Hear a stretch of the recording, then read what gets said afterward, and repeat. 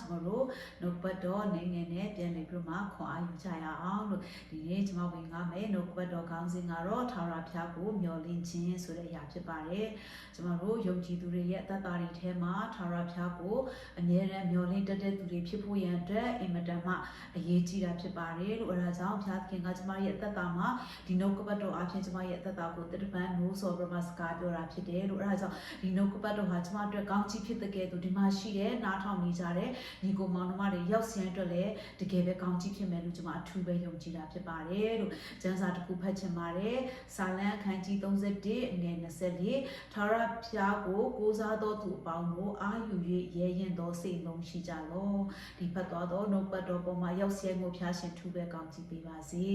ေဒီနေ့ကျွန်တော်တို့ဒီနှုတ်ပတ်တော်ကိုဖတ်ခြင်းအပြင်ကျွန်တော်တို့ဟာထာဝရဘုရားကိုကိုးစားသောသူအပေါင်းတို့အာယူ၍ရဲရင်သောစိတ်နှလုံးရှိကြလောလို့ပြောတာဖြစ်တယ်ဒီနေ့သင်နဲ့ကျွန်တော်ဟာထာဝရဘုရားကိုကိုးစားတဲ့သူတွေဖြစ်တယ်။အဲဒါကြောင့်မလို့ဒီနေ့မှာကျမတို့ကိုဘုရားသခင်က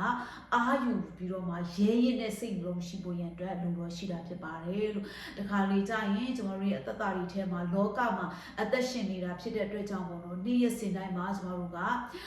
လိုခေါ်မလဲစိတ်ပြတ်တဲ့အချိန်တွေအားငယ်တဲ့အချိန်တွေပေါ့နော်အများကြီးပဲရှိတာဖြစ်တယ်ပြီးတဲ့အခါမှာနိုင်ငံရေးအခြေအနေတွေဘေးပတ်ဝန်းကျင်အခြေအနေတွေเนาะအရာခတ်သိမ်းကိုရဲ့ဘေးပတ်ဝန်းကျင်ရှိတဲ့လူတွေအားဖြင့်တော်၎င်းယုံကြည်သူတွေအားဖြင့်တော်၎င်းမယုံကြည်သူတွေအားဖြင့်တော်၎င်းကိုရဲ့တက်တော်ကိုကြာဆင်းစေတဲ့အရာကိုမြင်တဲ့အရာတွေအားဖြင့်တော်၎င်းကြာဆင်းစေတဲ့အရာတွေကအများကြီးပဲရှိတာဖြစ်တယ်ဒါပေမဲ့ဒီနေ့ဖျားရှင်ကသူ့ကိုကိုးစားတဲ့သူတွေသူ့ကိုယုံကြည်တဲ့သူတွေကိုဖျားခင်ကပါလဲဆိုတော့အားယူပြီးတော့မှရဲရင်တဲ့စိတ်လုံးရှိစေခြင်းနဲ့ဖျားခင်ဖြစ်တယ်အာမင်ဒီကျမ်းစာထဲမှာကြည့်တဲ့အခါမှာစာလံကျမ်းခန်းကြီး31အငယ်14ကနေ18ထိကျွန်တော်အနေငယ်ဖတ်ကြည့်ရအောင်လို့နော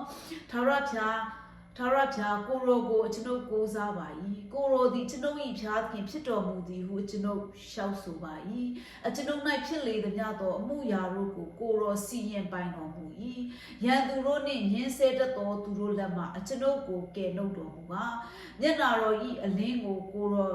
ဤကျွန်အပေါ်၌ထွန်းလင်းစေတော်မူပါခရုဏာတော်ကြောင့်ကျွန်ုပ်ကိုကယ်တင်တော်မူပါအိုထာဝရဘုရားကျွန်ုပ်သည်ကိုရောကိုဆုတောင်းပရာပြုပါသည်ဖြစ်၍ရှက်ကြောက်ခြင်းမရှိပါစေနှင့်လူဆိုးတို့မူကားအဆက်ကွဲလျက်မရဏနိုင်ငံ၌တိတ်ဆိတ်စွာနေကြပါစေသောမာနထောင်လာခြင်းမထီမဲ့မြင်ပြုခြင်းနှင့်တကွာဖြောင့်မတ်သောသူတို့တစ်ဖက်၌စော်ကားသောစကားကိုပြော၍မူသာ၌ကျင်လေသောနှုတ်တို့သည်တိတ်ဆိတ်စွာနေကြပါစေသောဒီဖတ်သွားတော့နှုတ်ပတ်တော်ပေါ်မှာရောက်စဲမှုဖျားရှင်ထူပဲကောင်းချီးပေးပါစေဒီနှုတ်ပတ်တော်ကိုဖတ်တဲ့အခါမှာဒါဝိဒ်ရဲ့အသက်တာမှာပေါ့နော်သူရဲ့အသက်တာမှာရန်သူတွေရဲ့ပေါ့နော်နှိပ်စက်ခြင်းညှဉ်းပန်းခြင်းတိုက်ခိုက်ခြင်းနော်ချောင်းမြောင်းခြင်းမထီမဲ့မြင်ပြုတ်ခြင်းကဲရဲ့ပြစ်တင်ခြင်းအမျိုးမျိုးကိုခံရတဲ့အခါမှာသူကနေပြီးတော့မှဘုရားသခင်စီမှာဆုတောင်းတဲ့အရာဖြစ်တယ်ပေါ့နော်ဘုရားသခင်စီမှာသူကနေပြီးတော့ဘာပြောလဲဆိုရင်ကိုရောကိုကျွန်တော်ကိုးစားပါတယ်တဲ့ကိုရောကိုပဲကျွန်တော်တို့ကိုးစားမယ်ကိုရောဒီကျွန်တော်ဤဘုရားသခင်ဖြစ်တော်မူသည်ကိုကျွန်တော်ရှောက်ဆိုပါဒီနေ့ဒါဝိဒ်ကဲ့သို့ကျမတို့ဘေးပေါက်အခက်ခဲတွေကျမတို့ကြုံတွေ့နေတဲ့အခါမှာပေါ့နော်လောကဒဏ်တွေကြောင့်နော်အမျိုးမျိုးသောငွေကြေးခက်ခဲခြင်းတော်၎င်းအနာရောဂါဒီရဲ့ဖိစီးခြင်းခက်ခဲခြင်းတော်၎င်းပေါ့နော်စိတ်ဖိစီးခြင်းအမျိုးမျိုးသောဘေးပတ်ဝန်းကျင်တွေရဲ့လူတွေရဲ့ကဲ့ရဲ့ပြစ်တင်ပြောဆိုခြင်းတွေခံနေရတော်၎င်းဒီကနေ့ကျမတို့ရဲ့ဘုရားသခင်ကိုပဲကိုးစားရအောင်ကျမတို့ရဲ့ကိုးကွယ်တဲ့ဘုရားသခင်ကနော်ဘုရားသခင်ဖြစ်တော်မူတယ်တဲ့နော်ကျွန်တော်တို့ရဲ့ဘုရားသခင်ဖြစ်တော်မူတယ်အဲ့ဒါကြောင့်ကျွန်တော်တို့၌ဖြစ်လေသမျှသောမူရာတို့ကိုကိုရောစီရင်ပိုင်တယ်တဲ့အာမင်ကျွန်တော်တို့မှာဖြစ်တဲ့အရာတွေအားလုံးကိုဘုရားသခင်ကစီရင်ပိုင်တဲ့ဘုရားသခင်ဖြစ်တယ်အဲ့ဒါကြောင့်ရန်သူတို့ရဲ့ညှင်းဆဲခြင်းသူတို့ရဲ့လက်မှကျွန်တော်ကိုကယ်နှုတ်တော်မူပါဆိုပြီးမှသူကနေပြီးမှဆုတောင်းတာဖြစ်တယ်အဲကြောင့်ဒါဝိဒ်ကိုတော့မှပဲရန်သူတွေကဝိုင်းပြီးတော့မှသူ့ကိုညှဉ်းပန်းနှိပ်စက်ကြတယ်ဆိုသင်နဲ့ကျွန်တော်မှလည်းကျွန်တော်တို့ကိုတိုက်ခိုက်နေတဲ့ရန်သူတွေမနာလိုနေတဲ့ရန်သူတွေအပြစ်တင်နေတဲ့ရန်သူတွေသင်ကိုမကောင်းတာပဲဖြစ်စီချင်နေတဲ့ရန်သူရဲ့လက်နက်တွေကအများကြီးပဲရှိတာဖြစ်တယ်အဲ့ဒီຢာတွေကနေဘုရားသခင်စီမှာပဲဒါဝိဒ်ကဲ့သို့တောင်းလျှောက်ရအောင်အာမင်ဟာလေလုယာအဲ့ဒီမှာဘာဆက်ပြမသူပြောဆိုမျက်နာတော်ကြီးအလင်းကိုကိုရောကြီးရဲ့ပေါ်ကျွန်းအပေါ်၌ထွန်းလင်းစေတော်မူပါတဲ့အာမင်ဂရုဏာတော်ကြောင့်ကျွန်ုပ်ကိုကယ်တင်တော်မူပါအိုထာဝရဘုရားကျွန်ုပ်ဒီကိုရောကိုဆုတောင်းပတနာပြုပါသည်ဖြစ်ပြီးရှက်ကြောက်ခြင်းမရှိပါစေနဲ့ အာမင်ကျွန်တော်တို့ရှစ်ကြောက်ခြင်းနဲ့ကြုံရမယ့်သူတွေမဟုတ်ဘူးဒါဝိကဲ့သို့ပဲကျွန်တော်တို့ဖျားသခင်စီမှာတိုးဝင်ရင်းနဲ့ဆုတောင်းကြရအောင်လူဆိုးတို့မူကရှက်ကွဲလျက်ဗရဏနိုင်ငံ၌တိတ်ဆိတ်စွာနေကြပါစေတော့တဲ့လူဆိုးတို့တွေကတော့ရှက်ကွဲခြင်းတွေနဲ့ကြားရောက်ပါစေမာနထောင်လွှာခြင်းမထီမဲ့မြင်ပြုခြင်းတဲ့တကွာဖြောက်မတ်သောသူတို့တစ်ဖက်၌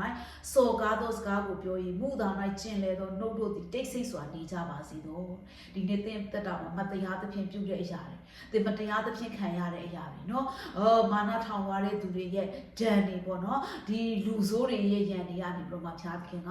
ဒါဝိဒ်ကိုကွဲကားပေးပြီးတော့မှเนาะနန်းတော်ထဲမှာပို့ဆောင်ပြီးတဲ့ဖျားသခင်ကသင်ကိုလည်းဒါဝိဒ်ကဲ့သို့တိုးထဲမှာเนาะပုံရှောင်ပြီးတော့မှထွက်ပြေးနေရတဲ့အချိန်တွေပေါ့เนาะရန်သူတွေရဲ့လိုက်လံ